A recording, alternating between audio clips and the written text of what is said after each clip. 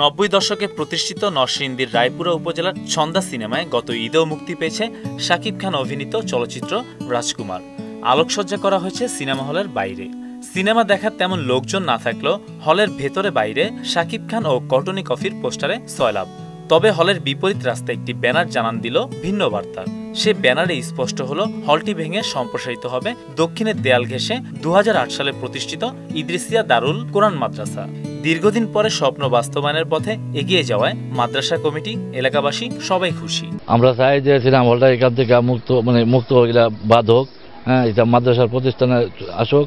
Cinema হলটা এখানে খরিদ হয়েছে, অলরেডি 20 লাখ টাকা বায়নাপত্র হয়েছে আমরা জানি, এবং আপনারা সহযোগিতা করবেন। মাদ্রাসার পাশাপাশি একটা সিনেমা হল, এই সিনেমা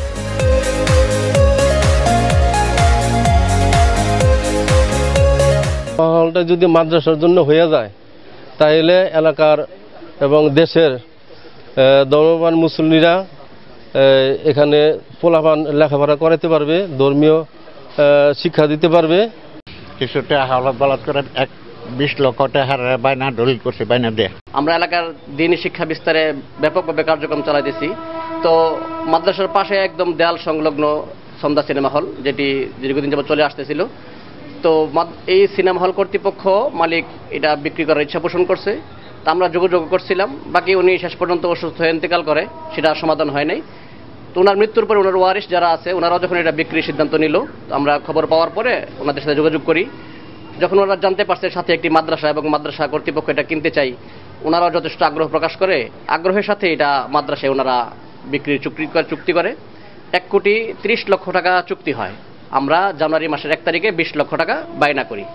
তো আলহামদুলিল্লাহ আমরা ধীরে ধীরে আগাইতেছি।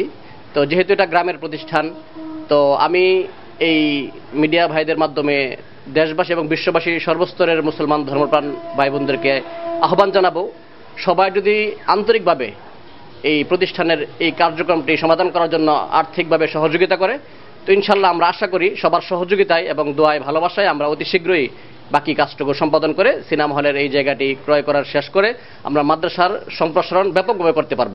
আর কিছুদিন পর এটাই হতে পারে শেষ প্রদর্শনী। তবে মাদ্রাসা ভবন নির্মাণ হয় হল বিলুপ্তিত কোনো অভিযোগ নেই সিনেমা প্রেমীদের।